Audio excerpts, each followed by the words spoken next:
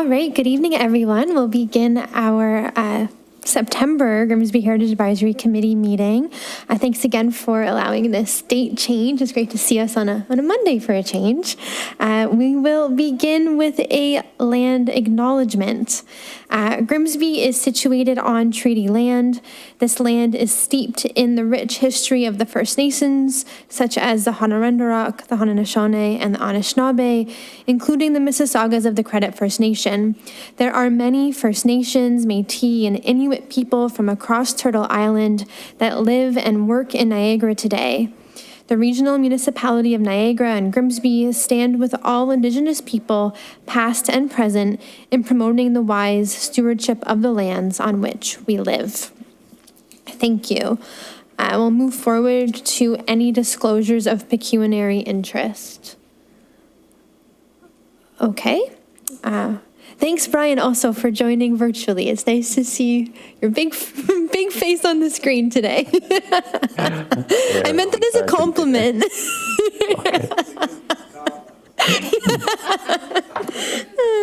Okay, so moving forward with the approval of the agenda, I do want to make a note ahead of time that since the last council meeting, we've changed the process of these resolutions where we'll be requiring a seconder again. So I'll just be asking for a mover and a seconder before I'm able to carry resolutions going forward. So we'll start with the agenda for today. A resolution here that the September 16th, 2024 Grimsby Heritage Advisory Committee agenda be approved. Do I have a mover? Councillor DeFlavio, thank you. Did I switch things up? Is that what happened? Sorry. No, never mind. Never mind, everyone. Sorry, guys. Okay, so we have Councillor DeFlavio and Mayor Jordan to second. All in favor? Okay, that's great. Thank you. All right, and now we'll move to the minutes.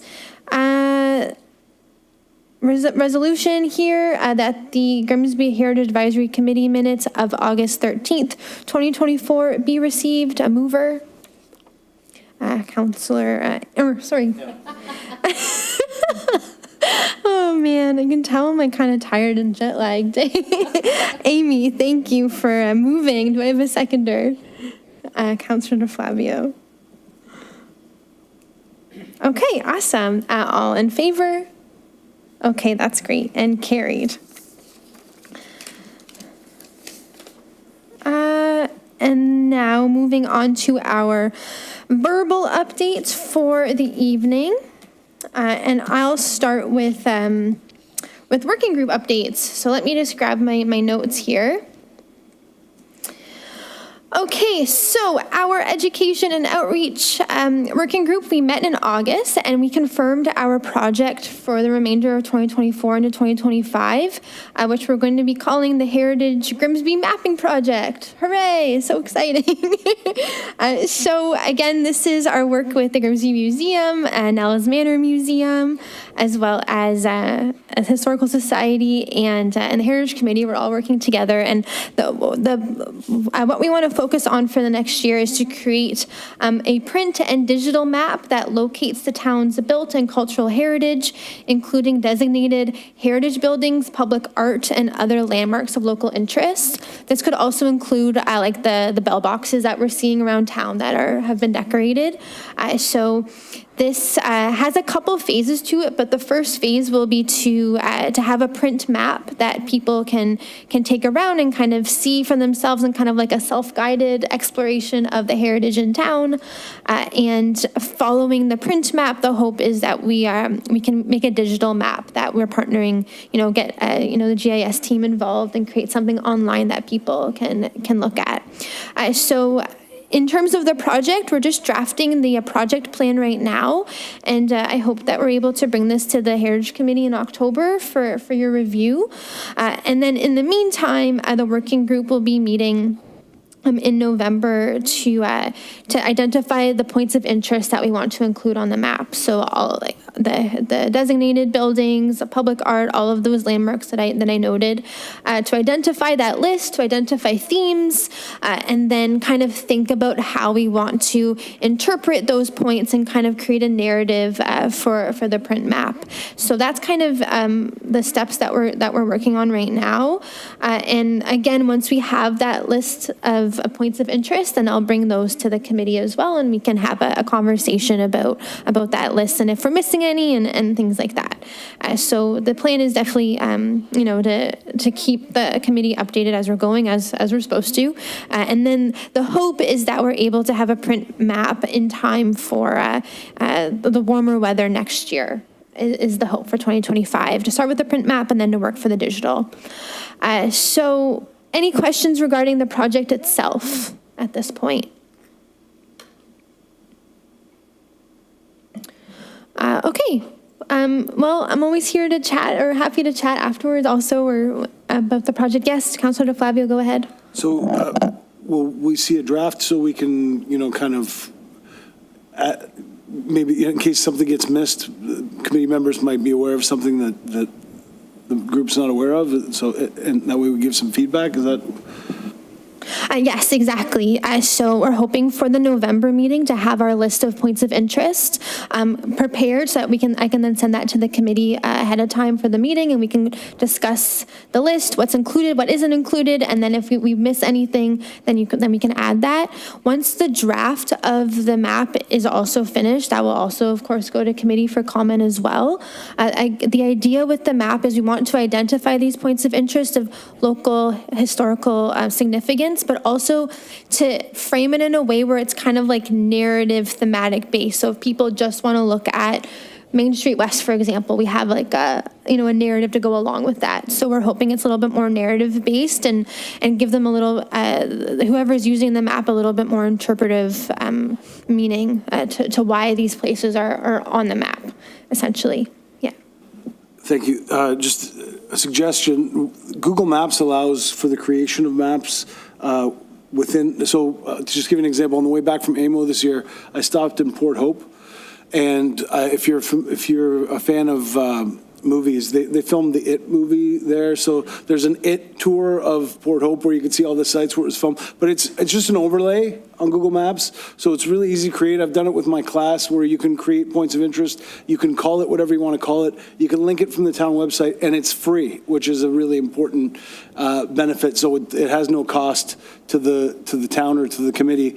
And so if the town creates an account, does an overlay map, it would be a really neat and it's everybody has Google Maps. It's not something that you'd have to install an additional software for or anything like that. So as much as I like a PDF or anything like that, Google Maps is, most people have it on their phone, and it's something you just click 1, 2, and you can create a tour if you want. You could create different types of tours. So if it's heritage homes, if it's heritage properties, if it's designated properties, if it's, like you mentioned, the boxes. But I would suggest Google Maps as a starting point because it's really easy to use.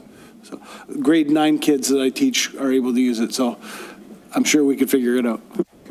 That's a really great suggestion. Thank you. And what I also like about Google Maps is it's easy for us to populate it, but also for people to navigate it. A lot of people are familiar with Google Maps.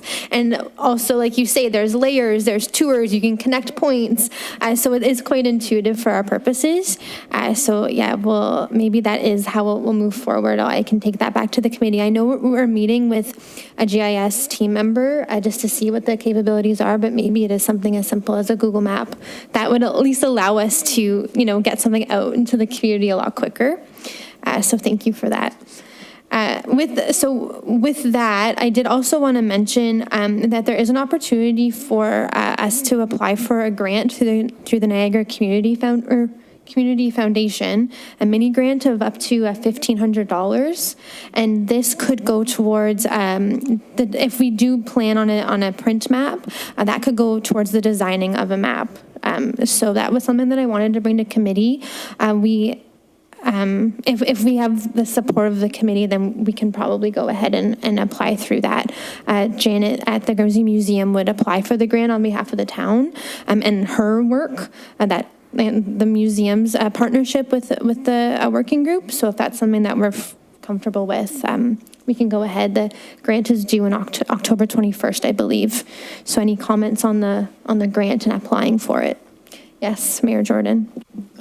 Through you, Sarah, maybe it's directed to you or Bianca. Is there, do we need a resolution for that, or? Through the chair, I was going to recommend that maybe, because you don't want to get too close to wait for the August meeting, maybe you can pass a resolution that recommending that council approve us applying for the grant. Okay. Yeah, I'm happy to put that one forward. Okay. Okay, yes, that would be great. We can put a resolution. Bianca's going to be fantastic and draft that resolution for me. Any other comments or questions regarding the working group and the project we're putting forward?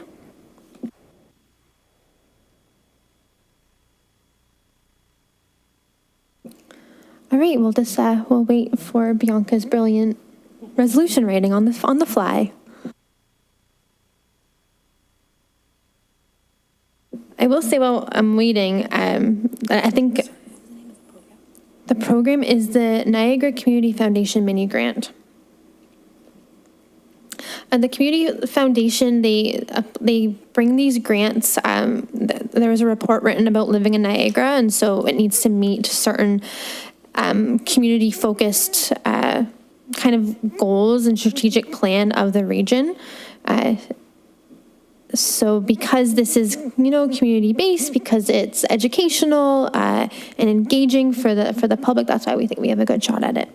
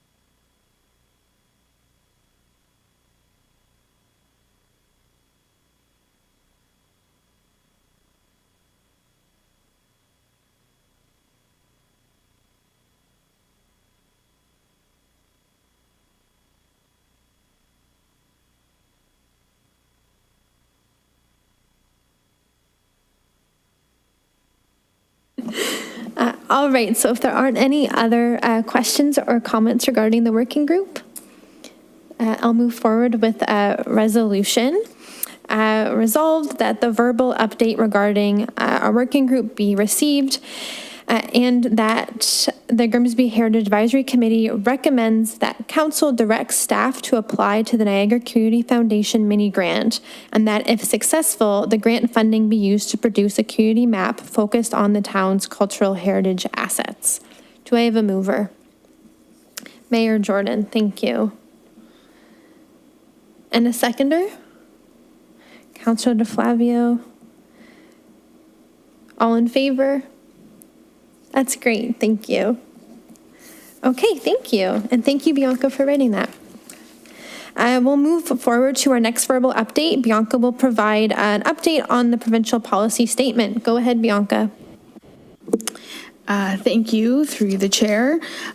So there has been a draft provincial policy statement going around with some potential amendments, but we've now received the final copy of the provincial policy statement.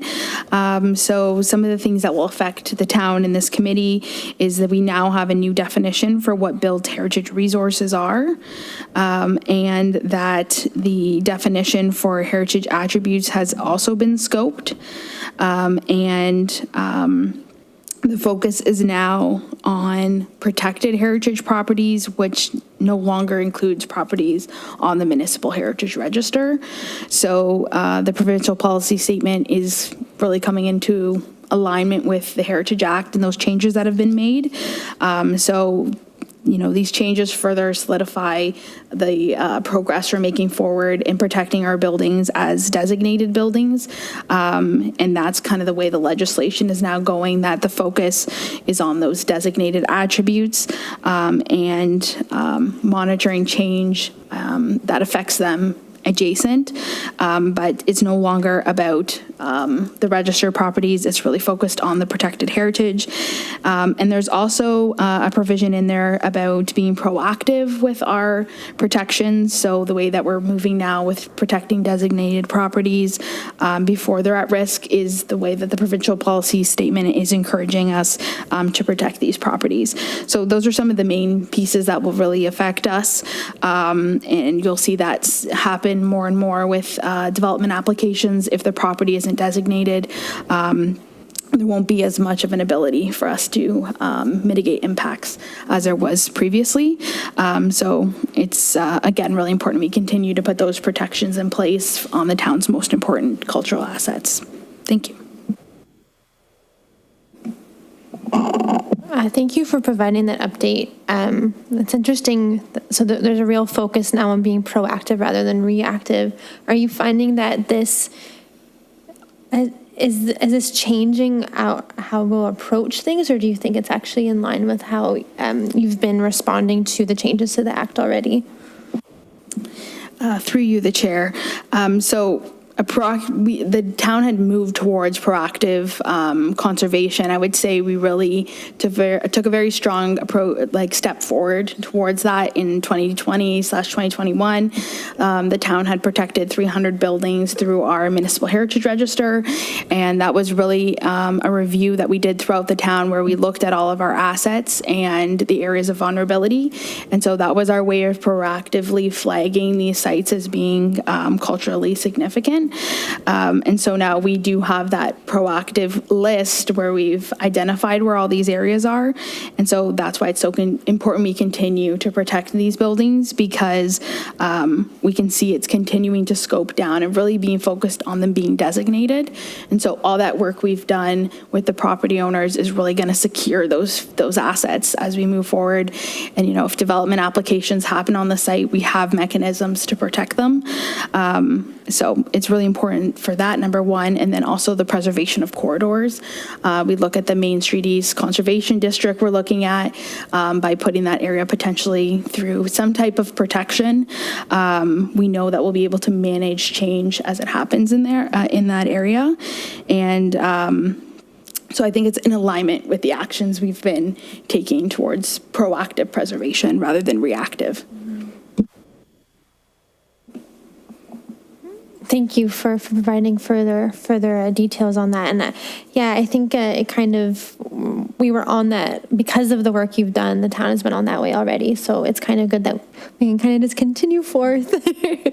So that's good, and it's good to see that we have an updated provincial policy statement also. So it's still in draft form. Does it have to go through? Like how does that work? Is it like a law that gets passed? How does the policy statement work? Remind us. Through the chair. So yes, the provincial policy statement was out for comment, but now it has been officially amended. And that's kind of where these changes have come from. And I can share this text I have here. Sorry, we're having feedback. Okay. Sorry about that. Sorry, I'm just trying to remember your question. So it's been amended? Yes. Yeah, so it has been amended, and I think it backs everything we've been doing and the work we've been doing. So, yeah, it's now officially in and speaks to the work we've been doing. Yeah. Well, good. Thank you for that update then. Any questions or comment on the policy statement?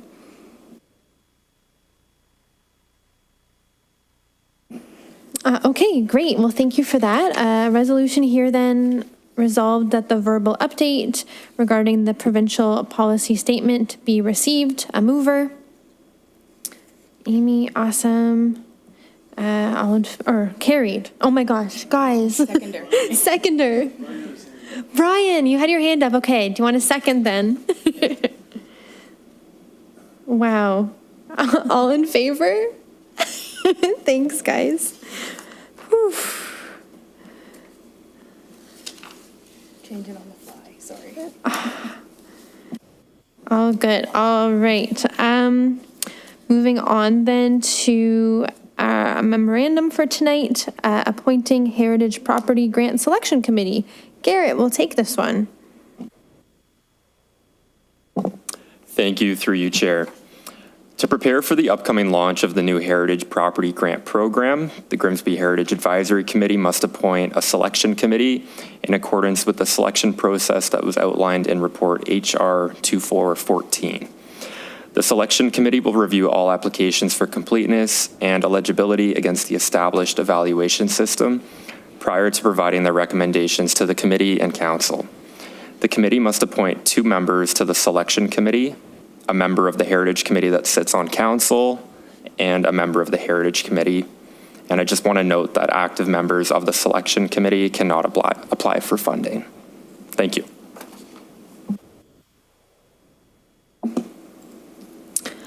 Okay, great. Thank you, Garrett. I guess we'll put it to the committee then, who would like to express interest in joining this grant selection committee.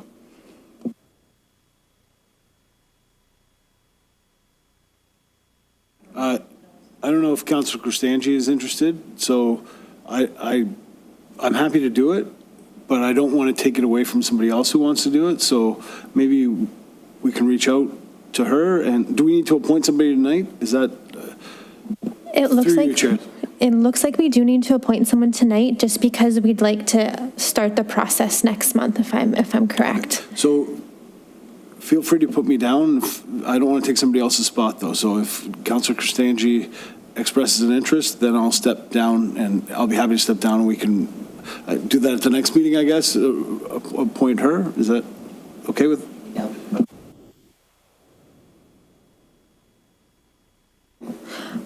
If you could suggest that at council when it comes to council, if that works.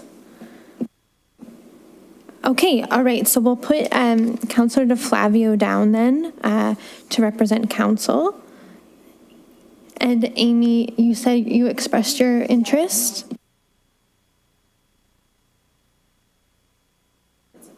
Okay, so Amy, you express interest if no one else is willing. Brian, I don't see a hand up on your end.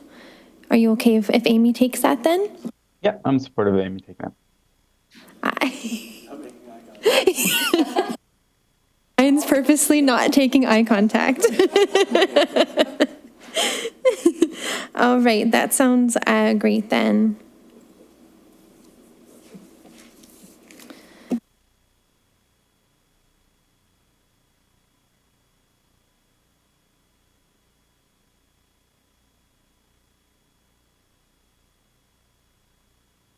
Through you, Chair, to staff. So the process, will it be when somebody makes an application, staff will put a report together and then we meet as a committee and vote on it? Or would we get to the applications directly?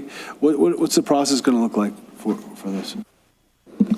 Through the chair. So in accordance with the recommendation report, we're going to have a selection committee we're appointing right now. So we'll meet outside of Heritage Committee and we'll review all the applications together. So it'll be a member of staff, a member of the Heritage Committee that sits on council, and then a member of the Heritage Committee will come up with a recommendation, and then we'll present it in a formal report to Heritage Committee. Heritage Committee will make a recommendation to council, and then council ultimately picks the successful applicants. Okay, thank you for providing that extra details about how it will all work. It's exciting if it starts next month. Oh my goodness. All right, all right. Any questions regarding the process at all? Okay, I'll move. Yeah. Okay, awesome. We'll move forward with the resolution. Resolved that appointing of the Property Grant Selection Committee memorandum be received, and that the Grimsby Heritage Advisory Committee recommends the appointment of two members of the selection committee. Member DeFlavio as a member of the committee that also sits on council, and Member Freeman as member of the Heritage Committee. Can I have a mover? Mayor Jordan, awesome. And a seconder. Brian, fantastic. All in favor? Oh, that's great. That's carried.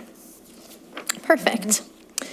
Okay, that's awesome. And then we'll move on to a report then. Bianca's here to tell us about the research they've done for the Heritage Property Tax Rebate Program. This is something that the committee's been wanting to see, so this is really exciting. And I know that the research has taken you on a whole bunch of journeys, so I'm excited for you to share about the report. Go ahead. Thank you, through you, the chair. This report has a lot of information, so I'm going to take my time going through it. The recommendation from the committee is that the Heritage Grimsby Advisory Committee recommends that council consider the development of a heritage property tax relief program. We did provide a report that kind of went over the evaluation we did, benchmarking with about 18 municipalities. We put 17 in the report, but we actually had done it with 18. This included, all of the properties that they have designated, what kind of percentage they were offering, the general population of the communities, some lessons learned, what worked, what didn't, what was absolutely required by the Municipal Act, where was some flexibility. And then based on some of the feedback we received, we put a lot of that information in here for council to consider, and kind of shows the flexibility that the program could have, and then where you can't have as much flexibility. So that was kind of the general summary of the report. It talked about some options for consideration, such as, it could be residential properties only, it could be commercial properties only, it could be everybody up to a certain property tax value, it could be everybody for 5 years, you take a break, and then you take 5 years off, and then again, everyone can apply for 5 years. So those are some of the examples that we've seen. We also had ones where they offered it to 50 property owners, and then 50 people could apply. So there really was some flexibility. And so we kind of, from that, need a little bit more direction now from council, how they would like to start developing this program.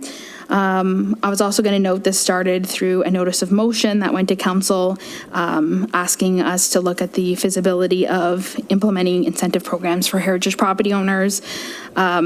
As a part of this benchmarking, we also found that all these municipalities implemented a grant program first. So we're happy that our program is now implemented, and we're going to be launching that within the next week or so. And so we also wanted to make sure we looked at the tax program at the direction of council. And so that's kind of where we're at now, looking at all of the details of the program. And so, I guess I'll go kind of over how the program works. So this program is established through Section 365.2 of the Municipal Act. This legislation enables municipalities to establish a heritage tax relief program. And the intention is that this program will support the long-term preservation of designated buildings. We also reference the Provincial's Guide, which is a tool intended to help municipalities establish the program. And I'll get into a little bit more the requirements of the Municipal Act versus some of the flexibility. The program also enables municipalities to offer between 10 and 40% of their portion of the property tax. And then the province covers the school contribution. And from our benchmarking and review, we were also able to confirm that this does not affect in any way the school board's funding. That is all provided by the province. And then I just mentioned how, you can tailor it in a lot of ways. But the idea of this program is that it's a rebate designed to support the costs associated with the day-to-days of owning this type of building and the regular maintenance and upkeep that is required. So some of the requirements of the Municipal Act is that you must pass a municipal bylaw to implement the program. Properties must be designated. Property owners must enter into an agreement with the municipality. That can either be a heritage easement agreement under the Heritage Act, or it can be a municipal agreement. And so both of whether you pick the agreement or you pick the easement, the property owners have to enter into that agreement once. And then every year they have to apply requesting the funding. And it'll only be if the property owner changes. If we go the route of just an agreement, then we would update it if a new owner came. If we went the route of having a heritage easement, that would run with the land and they would never have to update that. And then we can talk about what the annual application includes. So some municipalities require property owners to give a general brief of what they're planning to use the funding for. Some municipalities also requested, they give like a general plan for the restoration and then like an idea of what the funding would exactly go towards. You could get as specific as you want for that. They must submit the request for the rebate before February of the following year, the following year. I also noted in here that the funding does not come from the upper tier municipalities portion of the taxes. It's only the lower tier, unless the Niagara region wanted to support the program. We also talked to the municipalities in the Niagara region that have this program, and so far no one has had contribution provided by the Niagara region. I'm sure we would still ask as a part of the program. And then we also have to look at, in the event that a building was taken down, how we would want to manage the rebates, especially if it was done without approval. So there's options where you could ask for the last year of taxes, tax rebates, or you could ask for every tax rebate they ever got. You could ask for that back. So those are kind of the different options that the Municipal Act references in the penalty portion. So that's kind of an overview of the requirements of the Municipal Act. So typically, an application would come in to the municipality, it's a new year, and then we would set up a consultation to go out, and the idea is we go check all the designated protected attributes, make sure everything is intact and in good condition, and then if we want them to include a brief of what they would want that to look like. Otherwise, if everything's in good condition, then they can get their rebate, is typically how it would work. But these are some of the additional things that you can add that other municipalities did. So some overall of the program, most municipalities confirmed that there was an increase in finance staffing and planning staffing, heritage planning staffing, to go out and facilitate and do those monitorings every year and making sure the rebate is actually being used.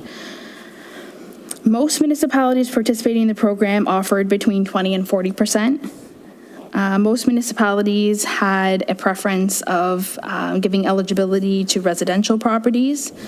And some municipalities that had a higher tax rebate, they would maximize the number of eligible properties. And then some best practices for that annual application. So at a minimum, they have to apply every year, and we have to make sure everything's in good condition.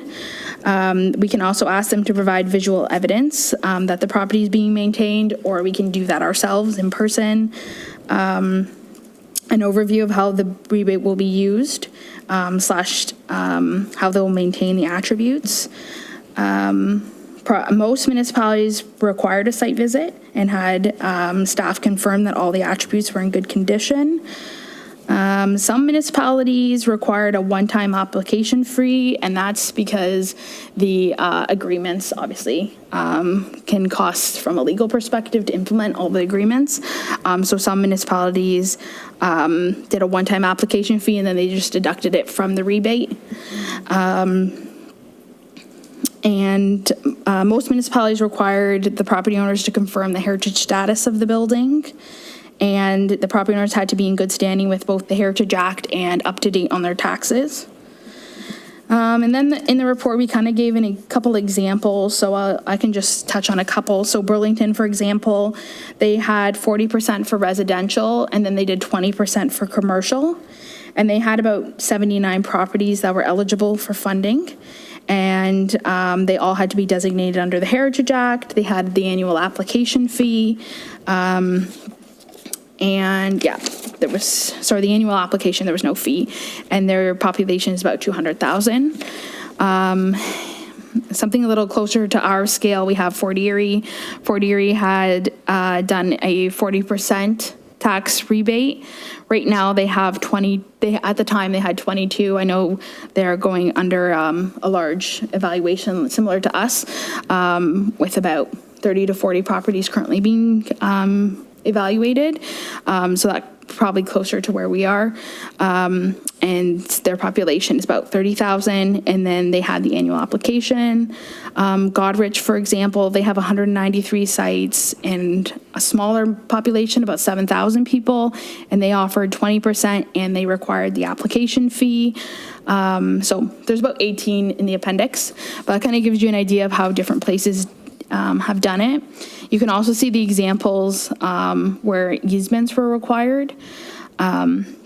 We have seen easements come through the committee before. These easements are under the Ontario Heritage Act, and they function very similar to a designation. So we can consider going an agreement route if we didn't want to put an additional level of protection. So those are some options that way.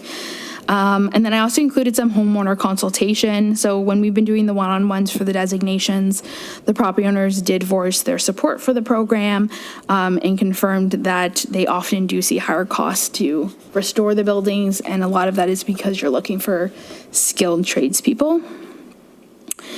So a little bit about the financial and staffing considerations. So further to as I noted above, the tax break or the tax relief of between 10 and 40% of lower tier and education portion coming from the province. The Municipal Act allows this tax rebate to be applied to residential, commercial, industrial, and institutional properties, as long as they are designated under Part 4 or Part 5, so individual or a district. The municipality, however, can limit the eligibility for specific uses, so residential only, for example, or as I showed the example above, 20% commercial, 40% residential. And then to better understand the cost for the program, the average residential property value assessment in Grimsby is about $444,000. And then we use the region's tax calculator to get the taxes on the average property value. Sorry, it's hard to explain it without showing you guys the numbers.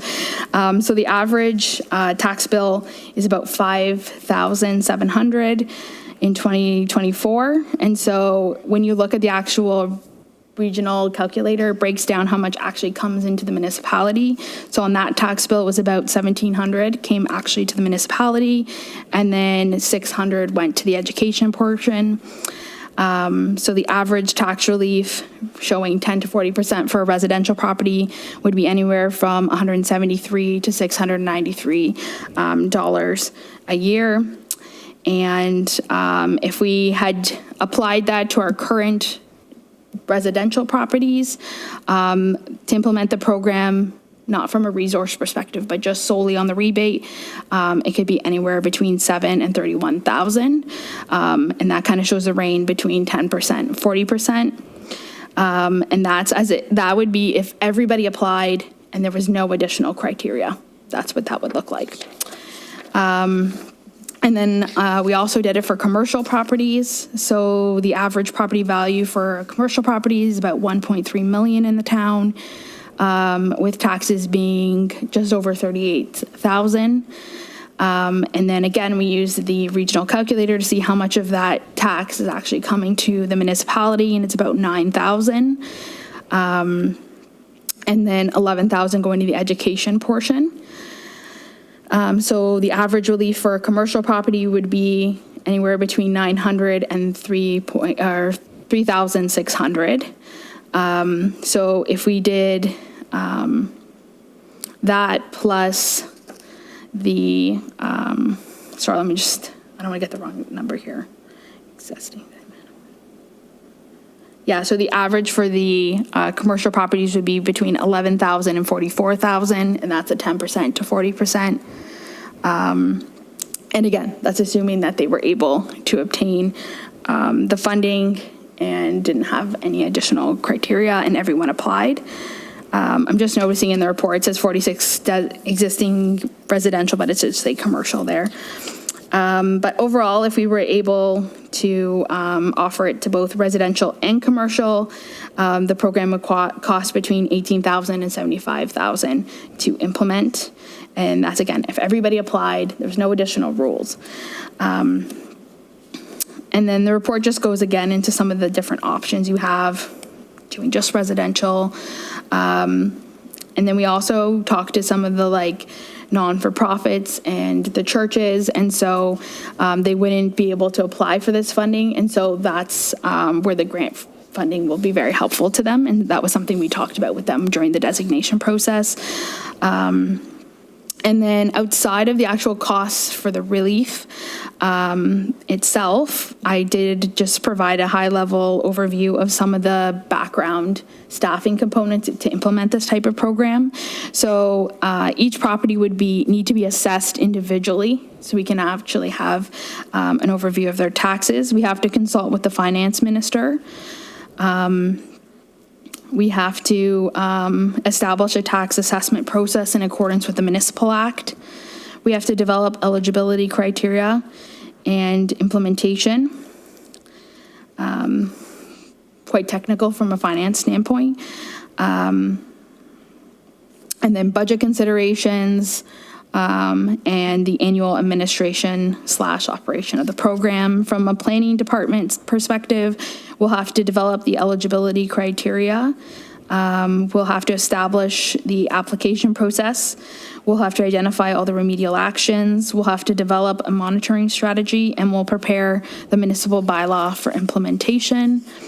We have to develop the municipal agreement / heritage easement agreement, the annual administration operation of the program, the annual application intake and review, the negotiation with property owners on heritage easement agreements and municipal agreements, potentially including legal costs, the implementation of the monitoring strategy, monitoring remedial action, so that would be an ongoing thing, and then promotion of the program and property owner consultation. So those are just some of the components that we really need to consider before moving to the next step. So that's kind of the idea of the report, is that through these next steps, we'll get an idea of where we're going. If council directs us to do a further investigation, we can really start to develop all of those pieces. And we think that this program would complement the Heritage Property Grant Program that's in place and support the heritage property owners and providing funding for them to be maintained on a regular annual basis. And also provides recognition to the property owners of the additional costs associated with maintaining these historic buildings while balancing the overall costs of the program and the affordability to the town. Thank you.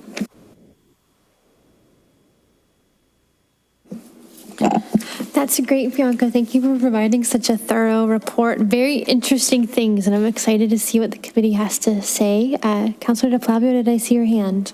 Yeah, thank you, Chair. Through you, first of all, thanks. There's a lot to consider here, and some of the details make the consideration of rebate something that definitely requires further investigation. One of the biggest red flags when I was reading your report for me was the fact that the upper tier municipality doesn't match the grant. The town of Grimsby portion of our taxes make up about 30% of the overall tax bill for the town of Grimsby. So I went to the regional property tax calculator, put in a $500,000 assessment, which is pretty low because I also went on the MPAC website and looked at the assessments of various heritage properties, and most of them were significantly more than $500,000, but I put in $500,000. So on a $500,000 assessed home, the town portion of that is about $1,900, $1,970, which means 10% rebate would be $197. Not a significant amount, not enough. If you add the education tax, it's about 11.8, 12%. So you're talking maybe $270, $280 at a 10% rebate on a $500,000 assessment where people pay close to $7,000 in taxes a year. Not a huge amount of money, either from the town's perspective for what we're putting in, but also for savings for the people as far as the tax rebate is concerned. So I think the first step in this would have to be encouraging the upper tier municipality to be involved in the program. If they are not, then there's got to be a better way to do this, because when you talk about the increased staffing that'll be involved, the increased time that'll be involved, all of the things that that you mentioned, the value diminishes considerably, because if you add one staff member to Heritage and one staff member to our finance department, that'll raise the property taxes a couple of percent. And which means that any savings that people are getting are also being offset by the additional staffing. So all of those things need to be considered. And I think, so before we do anything else, if we can't get the region on board, then I think we have to look at other ways to do it, in my opinion. And the other thing that I wanted to mention was, if we do put it in place, something else that you said that was important to me was, if the property owner breaches the terms of the agreement, that the town can require the owner to repay part or all of the tax rebate. I think that all of the tax rebate would be the appropriate way to do it, keeping track over time of how much the town has contributed in maintaining the property, and therefore the punishment should at least match what we've contributed. It's for lack of another way of putting it. So, thank you. Thank you for sharing your comments. Yes, Bianca would like to respond. Through the chair, I was just going to add to Councillor DeFavio's comment. I think they said anything under a $500 rebate wouldn't be worth the resourcing that goes to the program. So that's why, we could consider going with a higher percentage to get more out of the program, but exactly, you're right on with all those pieces. So I think that was the general best practice we heard. Thank you for that. Mayor Jordan, go ahead. All right, through you, Chair. Certainly on the punitive penalties for demolishing a structure or altering it, I think I agree with Councillor DeFlavio that it should be right back from the start. And what this does is it certainly it gives us a little bit of teeth when a property is sold, that people will keep it in the heritage realm and not change it, because they know there will be ramifications. And then certainly on the other part about going forward without the region, given the fact that other municipalities are doing it, and given the fact that heritage is so important to the town of Grimsby, I really want to find a way to be leaders in the region and hope for the region, maybe by showing that another municipality is standing up and putting our heritage homeowners first, and really giving them hope, even though it's maybe a small olive branch of helping and putting our heritage money where our mouth is as a municipality. I really feel that I'd really like to make this a success so we do get it off the ground, because we've talked about it, let's face it, for probably 20 years. And it's always been something that was an easy thing to just talk about it and not put our money where our mouth is. And I think it's high time, given the fact that there is a bit of upper tier attack on heritage. I really think that we owe our heritage homeowners that are doing things out of pride anyway, and aren't looking for certainly a handout, and I wouldn't never consider it being a handout, but I really feel that it's something where it's just goodwill to our heritage, and certainly we use heritage as a way to attract people over that Skyway Bridge to the gateway to Niagara, which we are. So, thank you. Thank you for sharing those comments, Mayor Jordan. Amy, you have your hand up. Go ahead. Thank you, through you, Chair. First of all, thanks, because that was a lot of work. I agree. I think it presents a new set of challenges for all of us, but I do agree with Mayor Jordan that it moves the needle forward. It's a step in the right direction. And I think it shows that we are advocating for the residents and taking the steps necessary to make change, but still a long way to go and a lot of considerations. The other thing too, just that stuck out to me was there seemed to be a lot of differences between commercial versus residential. And I think we need to take into consideration, I'm trying to find my words. If we weren't to recognize commercial, I don't think that would be in our best interest, specifically given the context of our town and the historical context of the buildings and what they're being repurposed for and what they're being used for. But whether that's the full amount and it matches residential, I'm honestly kind of waffling if that's the best approach. I think there needs to be a distinct difference between the two, but I don't know what the committee's thoughts are on that. Thank you for that, Amy. I think providing this for our commercial buildings, because like you say, our downtown is historic, and that fabric is really important to the community. I do agree that I'd like to see some sort of protection in some way, but yeah, if the rebate's different or if it looks different, I appreciate everyone's comments so far. And just to echo some of my own thoughts reading, what I really also liked about what these programs do is not only is it an incentive for designated buildings and a celebration, but it's also a form of accountability. I really like the idea of these properties applying every year. I know it will take more staff resources and time, but the idea of having these site visits and ensuring that the maintenance of these homes, the care of these homes is in standards that you are trained in.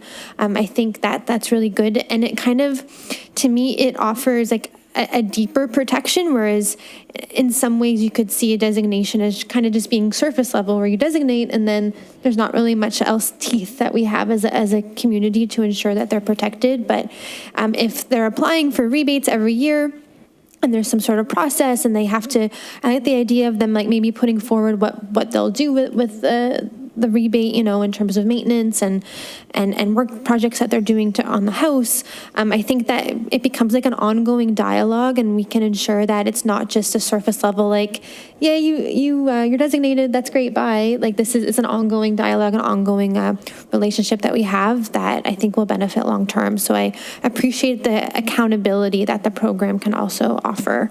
I just wanted to share that. Any other comments or questions? Yes, Bianca, go ahead.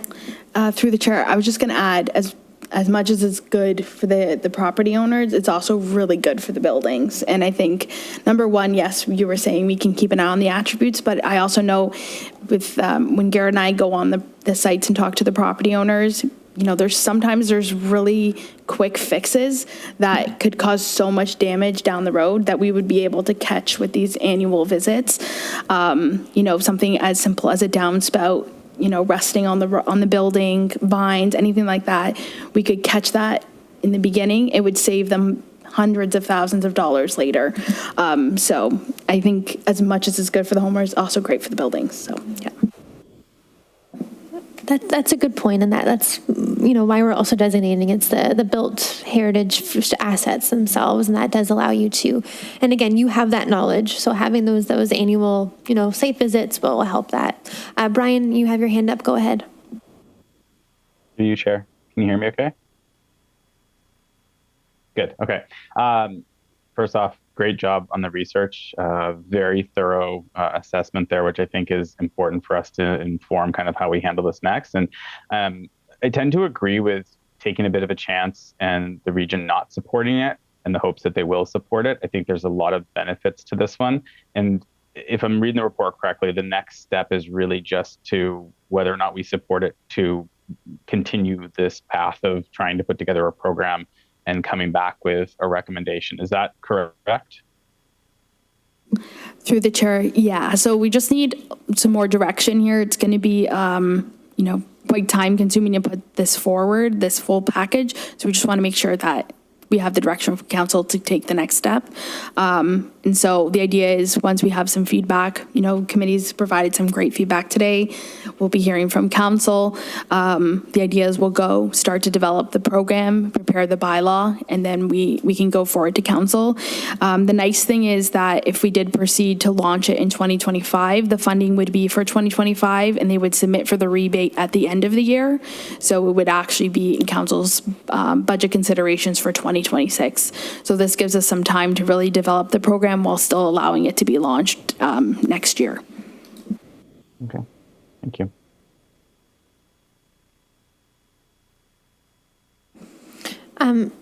Just curious now, just about timeline. So it was written down. So it would launch at the end of 2025, and the funding would start in 2020, or they'd apply in 2026. I'm just also wondering about like council terms and stuff.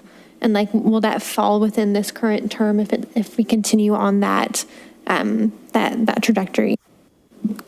Thank you. Through you, the chair. So it will be within this term of council. So the rebate's actually for next year. You just go through the year and then you ask for the rebate. So the best practice recommendation was send notification to the homeowners in November and give them until February to submit their rebates. The province needs to know by February 2020, I guess 6. So we would work proactively with the residents so that everyone can get their rebates in. But yeah, there's a ton of steps before that. There's also a lot of consultation with the province and consulting with the financial minister. There's really tight timelines for submitting, when the bylaw is ready and all that. So if we're going to do this, we need to get all our ducks in a row, basically. And so that's what this next report will be. Everything's in place. We pass the bylaw, and then we can send things off to the province right away. Thank you for that clarification. Yeah, I can definitely appreciate the staff resources on both the planning side as well as the finance side. So yeah, I do want to make sure that, this is something that we want to move forward with.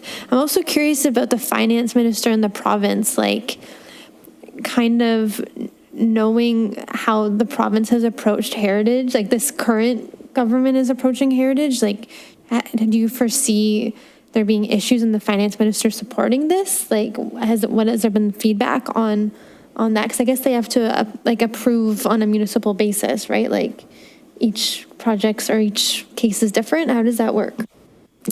Through the chair, so I'm still kind of digesting this brand new act and the different, working with the finance minister, but it's actually through the municipal act that you can put this program in place. So we're just taking advantage of existing legislation. So I believe the way I interpret it, it's a step in the process, like notifying, like for our end, like when we do our heritage permits and things like that, we still have to notify the province that we're making alterations to our buildings, but it's, delegated down to the staff level. We've never heard anything back from the Heritage Trust, but they're still providing notification. So I don't know if it works that way or exactly how it will be, but I think it's it's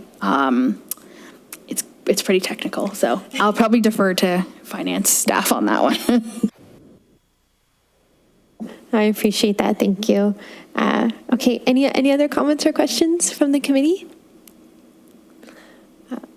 Okay, well, again, this was really informative. It was really interesting to see what other municipalities have been doing and what the options are. And I think what's great is there is so much flexibility that we can really, work on what the town's needs are, what the town's comfortable with, what our community is asking when it comes to this, and to make sure that we really have an incentive program, a rebate program that works for us, the town, celebrating these property owners, but like you say, also the ongoing protection of the buildings, which is, really the point. So, okay, great. If no one has any other comments, I'll move over to the resolution.